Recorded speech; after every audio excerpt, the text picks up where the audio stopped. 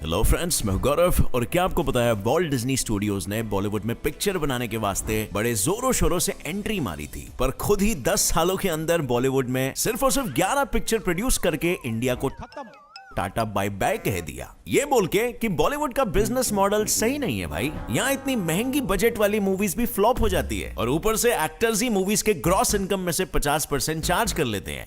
लेकिन अगर Walt Disney के हिसाब से बॉलीवुड वाले घाटे में जा रहे हैं, तो फिर कहानी जैसे मूवीज जिसे सिर्फ 8 करोड़ के बजट में बनाया था, उसने पूरे 104 करोड़ कैसे कमा लिए। या फिर अगर हम बात करें बधाई हो मूवी की, तो वो 30 करोड़ के बजट में बनी थी और उसने कमाए पूरे 132 करोड़ रुपीस। इवन स्त्री और राजी 20 करोड़ और 40 करोड़ के बजट में रिस्पेक्टिवली बनी थी और इन्होंने कमाए 180 करोड़ और 159 crore respectively. In fact secret superstar जैसी मूवी का तो माइंड ब्लोइंग सक्सेस था, जिसे सिर्फ और सिर्फ 15 करोड़ के बजट में बनाया गया था और इसने जो कमाया उससे 600 गुना ज्यादा और बॉक्स ऑफिस पे बिजनेस किया पूरे 977 करोड़ रुपीस का।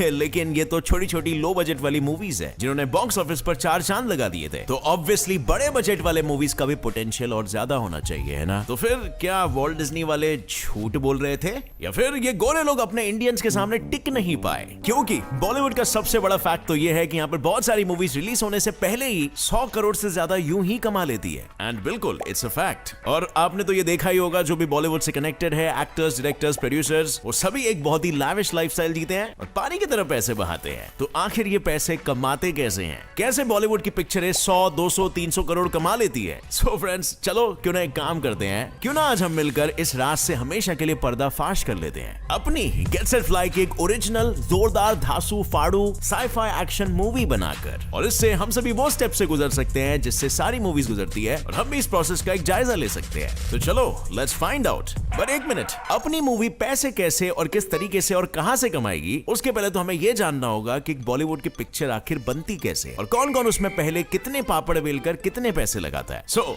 Now coming back to our example of Get Set Fly movie, हमें एक एक्शन मूवी बनानी है। सो किसे लेंगे अपन? अपनी पिक्चर हिट बनानी है, 100 करोड़ पार करानी है, तो एक्टर सोच लो, अक्षय कुमार, सलमान खान, शाहरुख खान, आमिर खान या फिर ऋतिक रोशन। अब यहाँ पर एक सर्वे के हिसाब से इन सभी के बारे में लिखा गया था कि ये सब ए लिस्ट एक्टर्स फीस तो चार्ज करते ही हैं, पर उसके साथ फिल्म हिट हुई तो उसमें से अपना प्रॉफिट का हिस्सा भी मांगते हैं। और ऊपर से इनकी फीस भी बहुत ही माइंड ब्लोइंग होती है। जैसे ऋतिक रोशन 60 करोड़ चार्ज करता है, शाहरुख खान 80 करोड़, आमिर खान 90 करोड़, सलमान खान 100 करोड़ और अक्षय कुमार 120 करोड़। और जाहिर सी बात है, इन ए लिस्ट एक्टर्स का रेट कार्ड तो अपने बजट में फिट नहीं होने वाला, क्योंकि 100 करोड़ तो हमारी मूवी को कमाना है, हमारा बजट नहीं है। और वो बात अलग है कि इनका भी इतना ज्यादा पैसा चार्ज करना भी जायज है, क्योंकि इंडिया में तो आपको पता है 99% मूवी स्क्रिप्ट या स्टोरी के बलबूते पे नहीं, बल्कि बड़े बड़े एक्टर्स के नाम से बिकती है और इसी के कारण प्रोड्यूसर्स भी दिल खोलकर पैसा लगाते हैं। पर एनीवे, अपना इतना बजट नहीं है, इसीलिए इन सबसे अच्छा अपन खुद ही बन जाते हैं हीरो। थोड़ी बहुत एक्टिंग तो आती है, थोड़ा और सीख जाएंगे, क्लासेस वासेस लगा लेंगे। सो अपनी गेट सेट फ्लाई की पिक्चर के लिए अपने पास टोटल बजट है 76 करोड़ रुपीस का। चौंको मत, मान लो मेरे पिताजी बहुत अमीर है और मुझे ये सारा पैसा विरासत में मिला है। सो इस केस में इस मूवी का प्रोड्यूसर बनूंगा मैं। और जैसे कि हम सभी को पता है कि पिक्चर पे प्रोड्यूसर्स पहले अपने पैसे लगाते हैं और फिर बाद में उसे रिकवर भी करते हैं, in most of the cases profit के साथ। सो वापस आते हैं प्रोडक्शन पर, जहां अपनी पिक्चर का प्रोड्यूसर मैं खुद ही हूं और साथ साथ डायरेक्शन और एक्टिंग भी मैं ही कर रहा हूं। तो जैसे कि मैं एक यूट्यूबर हूं, तो मुझे पता है कि एक मूवी 4 स्टेजेस में बनती है: डेवलपमेंट, प्री प्रोडक्शन, प्रोडक्शन और पोस्ट प्रोडक्शन। जिसमें डेवलपमेंट में प्रोड्यूसर एक स्टोरी या फिर स्क्रिप्ट को सिलेक्ट करता है या फिर किसी राइटर के थ्रू उसे लिखवा के एक्टर्स को फाइनल करता है और उसके बाद वो स्क्रिप्ट नेक्स्ट स्टेप में जाती है, जो है प्री प्रोडक्शन। प्री प्रोडक्शन में लोकेशन, एकोमोडेशन, लॉजिस्टिक्स देखा जाता है। तो भाई यहाँ पे अपने को लोकेशन और लॉजिस्टिक्स 2 करोड़, अभी कोविड चल रहा है सो हेल्थ एंड सेफ्टी के लिए 2 करोड़ और एक्टर्स और क्रू मेंबर्स के एकोमोडेशन और फूड के लिए 7 करोड़। ये सभी हमें प्री प्रोडक्शन में खर्चा होने वाला है। तो अब ये सब काट फूट के अपने पास फिर भी 65 करोड़ रुपीस बचे हैं, जिससे हम प्रोडक्शन के वक्त में शूटिंग और पोस्ट प्रोडक्शन में एडिटिंग, वीएफएक्स और क्रू मेंबर्स की सैलरी में लगाएंगे। अभी एक्शन फिल्म है तो हमें ढूंढनी पड़ेगी इसके लिए एक हॉट एंड ब्यूटीफुल कातिलाना एक्शन वाली हीरोइनी। लगता है अपन कटरीना को साइन कर लेते हैं। उसने पहले भी कई सारे एक्शन फिल्मों में 4 चांद लगाए हैं और उसकी यूजुअल फीस भी 15 करोड़ है, यानी अपने बजट में भी फिट हो जाएगी। सो चलो फिर हीरो सेट और हीरोइनी सेट, तो फिर शूट करते हैं अपनी मूवी को। And A few months later, it's done. Movie हो गई है शूट एंड रेडी। जहां अपने बजट में से 15 करोड़ माइनस हुए कटरीना के, तो बचे 50 करोड़। शूटिंग में खर्चा हुआ 25 करोड़ का और बाकी के 25 करोड़ गए क्रू मेंबर्स, प्रोडक्शन वर्कर्स और स्टाफ मेंबर्स की सैलरी में। सो फिर अपने पास क्या बचा? मैंने इतना कुछ किया और मैंने क्या कमाया? घंटा।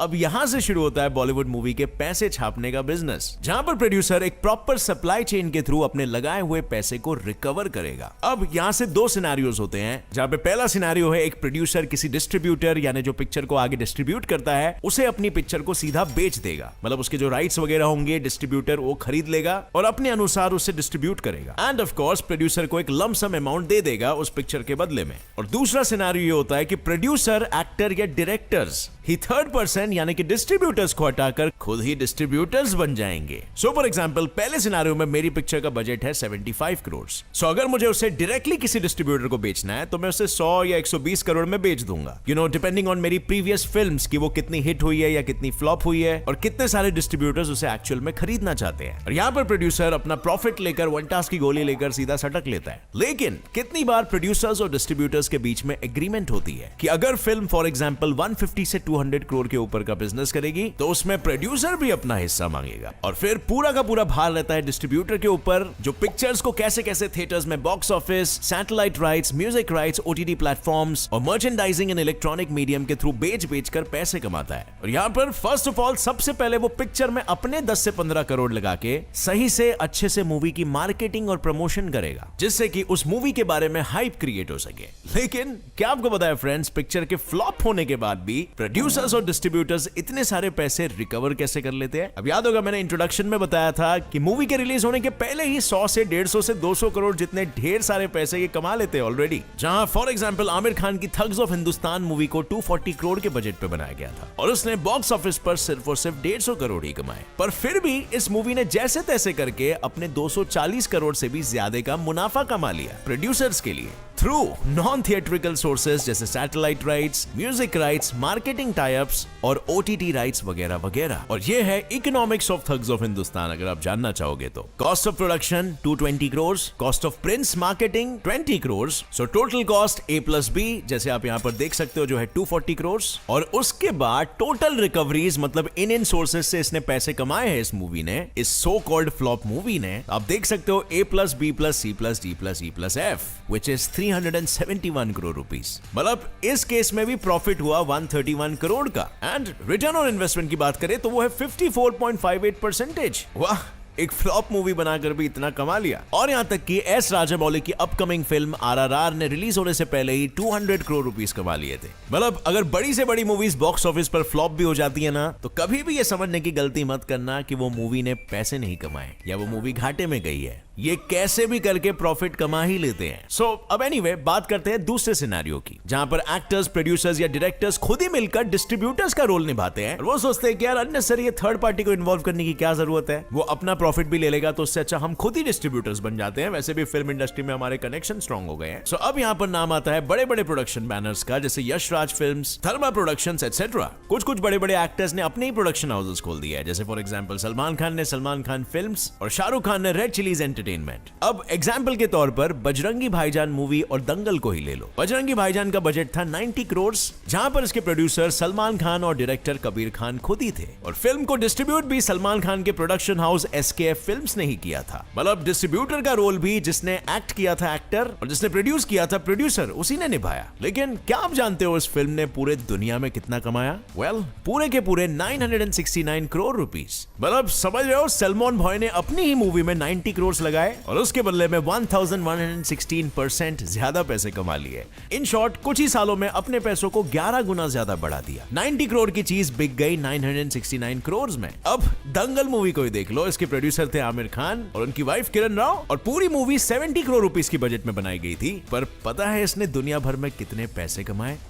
पूरे 2000 करोड़ रुपीस। मतलब समझो यहाँ पर जो एक्टर है वही प्रोड्यूसर था और डिस्ट्रीब्यूटर भी था। और इन एक्टर को वैसे तो एक मूवी के 100 करोड़ मिलते हैं, पर क्योंकि इन्होंने सारा काम खुद ही कर लिया इंक्लूडिंग प्रोड्यूसर और डिस्ट्रीब्यूटर का रोल, तो इन्हें अपने पैसों पर रिटर्न ऑन इन्वेस्टमेंट मिल गया 3000% का। I mean, कहीं पे भी इतना ज्यादा रिटर्न ऑन इन्वेस्टमेंट नहीं मिलता है। Anyway, चलो फिर वापस हम अपनी मूवी पे आते हैं, जहां मैंने अपनी मूवी के लिए ये सोच लिया, ये सब देखकर कि क्यों ना मैं खुद ही मूवी का डिस्ट्रीब्यूटर भी बन जाऊं। क्योंकि अगर मैं किसी डिस्ट्रीब्यूटर को राइट्स बेच दूं और पता चला कल मूवी हिट हो जाए और 300, 400, 500 करोड़ कमा ले, तो प्रॉफिट का सबसे बड़ा शेयर तो डिस्ट्रीब्यूटर के पास ही जाएगा ना। काहे को इतना सब झंझट पालने का। तो अब अपनी मूवी बनके रेडी है थिएटर में रिलीज होने के लिए। लेकिन अपनी पिक्चर भी भाई, जैसे मैंने कहा था, रिलीज करने से पहले ही हम उससे मजबूत पैसे छपवाएंगे। हम अपनी मूवी के लिए भी सैटेलाइट राइट्स यानी कि first time on TV premiere वाले राइट्स के लिए पूरे 65 करोड़ रुपीस का बिड लगाएंगे, और उसके म्यूजिक राइट्स यानी कि स्पॉटिफाई, गाना.com, विंक जैसे वेबसाइट्स पर फ्रीली अवेलेबल करने के लिए 15 करोड़ रुपीस लगाएंगे, और ओटीटी प्लेटफॉर्म पर स्ट्रीमिंग करवाने के लिए 10 करोड़ चार्ज करेंगे, और साथ ही एडवर्टाइजिंग और मार्केटिंग टाइप्स में 5 करोड़ कमाएंगे, और रीमेक राइट्स के थ्रू 5 करोड़ कमाएंगे।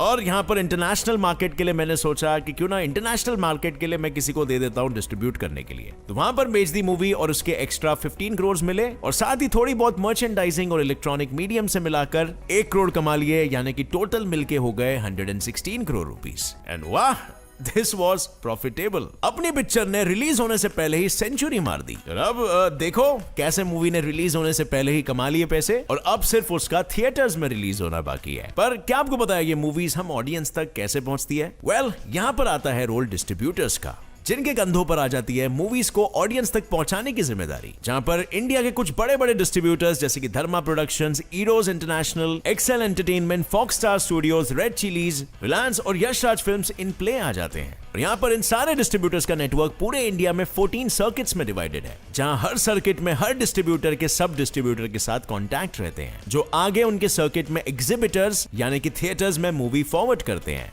एक वेल डिफाइंड सप्लाई चेन के जैसे। और ये डिस्ट्रीब्यूटर्स और सब डिस्ट्रीब्यूटर्स डिसाइड करते हैं कि कौन सी पिक्चर कौन से सर्किट में कितने थिएटर्स में रिलीज होगी। जैसे फॉर एग्जांपल किसी बड़े स्टार की मूवी पूरे इंडिया में ज्यादा से ज्यादा थिएटर्स में रिलीज होगी, और वहीं पर दूसरी तरफ किसी छोटे हीरो की मूवी शायद पूरे इंडिया में ना रिलीज हो, और सिर्फ मेजर मेट्रो सिटीज में ही रिलीज हो। और अब ये सब डिसाइड होने के बाद अब बारी आती है एग्जिबिटर्स की यानी कि थिएटर्स की, जहां पर वो मूवी चलाई जाने वाली है। और यहाँ पर अगर हम बात करें इंडिया में मूवीज बॉक्स ऑफिस के थ्रू पैसे अर्न करने की और कैसे करती है, तो इंडिया में मल्टीप्लेक्सेस और सिंगल स्क्रीन थिएटर्स दोनों हैं, जहां दोनों तरह के थिएटर्स के डिस्ट्रीब्यूटर्स या प्रोड्यूसर्स के साथ एग्रीमेंट्स होते हैं, जो primarily number of film screen and profit returns पर फोकस करती है। तो यहाँ पर आप ये टेबल देख सकते हो, जिससे आपको एक बेटर आइडिया आएगा। जैसे जब मल्टीप्लेक्स में फिल्म रिलीज होती है तो फर्स्ट वीक में 50%, और फिर उसके बाद जब तक मूवी चलती रहती है तब तक डिस्ट्रीब्यूटर्स थिएटर्स वालों के पास से 30% प्रॉफिट लेते रहेंगे। और अब रही बात सिंगल स्क्रीन की, तो ये लोग तो बहुत ही ज्यादा सफर करते हैं, क्योंकि जहां एक मल्टीप्लेक्स में दिन के 25 से 30 से भी ज्यादा शोज होते हैं, वही सिंगल स्क्रीन में दिन के सिर्फ और सिर्फ 5 से 6 शोज ही होते हैं। लेकिन इतने कम शोज होने के बावजूद भी डिस्ट्रीब्यूटर्स सिंगल स्क्रीन वालों से 70 से 90% तक का प्रॉफिट मार्जिन रखते हैं। मतलब यहाँ पर मल्टीप्लेक्स के मुकाबले इनका ही घाटा हो रहा है, और शायद यही वजह हो सकती है कि सिंगल स्क्रीन वाले थिएटर्स की आबादी दिन ब दिन कम होती जा रही है। अब इसे मैं थोड़ा और डिटेल में समझाता हूँ। फॉर एग्जाम्पल, मान लो टिकट का प्राइस है 100 रुपीज, लेकिन क्या आप जानते हो ये 100 रुपए में से कितने पैसे किसको कैसे कैसे मिलते हैं? 100 रुपए के टिकट में से सबसे पहले कटेगा 30 से 35% एंटरटेनमेंट टैक्स, जो सीधा स्टेट गवर्नमेंट को जाता है और हर स्टेट में वेरी करता है। और फिर यहाँ से बचा हुआ 70 से 65% जाएगा डिस्ट्रीब्यूटर और थिएटर वालों को, जो उनकी अपनी एग्रीमेंट के हिसाब से आपस में डिवाइड एंड डिस्ट्रीब्यूट होगा। और फिर डिस्ट्रीब्यूटर आगे उनकी एग्रीमेंट के हिसाब से प्रोड्यूसर्स को देंगे या फिर डायरेक्टली अपने पास रखेंगे। जैसे फॉर एग्जांपल सुल्तान मूवी का ही केस ले लो, जहां इस मूवी को 145 करोड़ के बजट पर बनाया गया था और इसने 623 करोड़ रुपीस कमाए, जिसमें 30% यानी कुछ 120 करोड़ एंटरटेनमेंट टैक्स गया अलग अलग स्टेट गवर्नमेंट्स को। सो अब सुल्तान का नेट कलेक्शन 500 करोड़ रुपीस हुआ अप्रोक्सीमेटली, जिसमें यश राज फिल्म्स प्रोड्यूसर भी था और साथ में डिस्ट्रीब्यूटर भी। तो उनका 20% शेयर निकाल लो, तो 500 करोड़ में से 20% यानी 100 करोड़ यश राज फिल्म्स ने कमाए ओनली एज अ डिस्ट्रीब्यूटर, और जिसमें से उन्होंने डिस्ट्रीब्यूटर के तौर पर 20 करोड़ रुपीस स्पेंड किए होंगे मार्केटिंग एंड एडवर्टाइजिंग के लिए, तो उनका नेट प्रॉफिट 80 करोड़ हुआ।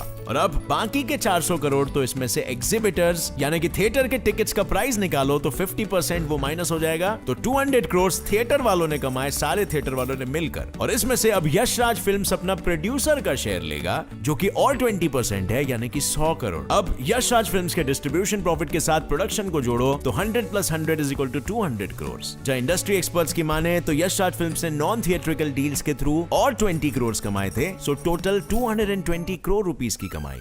लेकिन भाई एक सेकंड रुको, इसमें अभी किसी और का भी हाथ मारना बाकी है। और यहाँ पर रिपोर्ट्स के अनुसार अपने सलमान बॉय यानी कि सलमान खान ने यश राज फिल्म्स के साथ 100 करोड़ की डील साइन की थी, जिसमें अगर मूवी 200 करोड़ के ऊपर कमाएगी तो 50-50% मुनाफा दोनों में इक्वली बटेगा। अब यश राज फिल्म्स के पास है टोटल 220 करोड़, तो आधे आधे हुए और पैसे बट के दोनों के पास आ गए 110 करोड़ ईच। मतलब समझ रहे हो एक मूवी के थ्रू ही कितना छाप डाला। एंड वॉल्ट डिज्नी कह के गई थी कि इंडियन सिनेमा में प्रॉफिट नहीं है। सो इन शॉर्ट ऊपर स्टडी किए गए केस स्टडी से हम ये कह सकते हैं कि मूवी इंडस्ट्री में आफ्टर ऑल पैसा है और पैसा ही सब कुछ है, क्योंकि यहाँ पर इन्वेस्टमेंट के पीछे जितना रिटर्न मिलता है उतना तो भाई और कहीं पर नहीं मिलता। और इसीलिए पैसे से पैसे बनाने के लिए एक्टर्स आजकल खुद ही सब कुछ कर लेते हैं, डिस्ट्रीब्यूटर्स, प्रोड्यूसर सब बन जाते हैं। और एनीवे अपनी मूवी रिलीज होने वाली है 31 जून 2021 को, तो सब लोग फटाफट आ जाना तुम्हारे भाई की पिक्चर देखने के लिए। सो एनीवे इस वीडियो से आपको पता चल गया कि बॉलीवुड का बिजनेस मॉडल कैसा है और मूवीज किस किस तरीके से पैसे बनाती है। और अगर इस वीडियो से कुछ भी नया सीखने मिला तो एक लाइक जरूर ठोकना।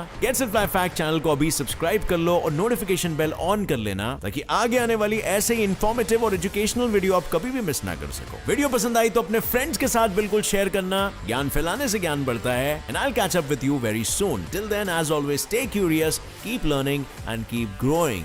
जय हिंद।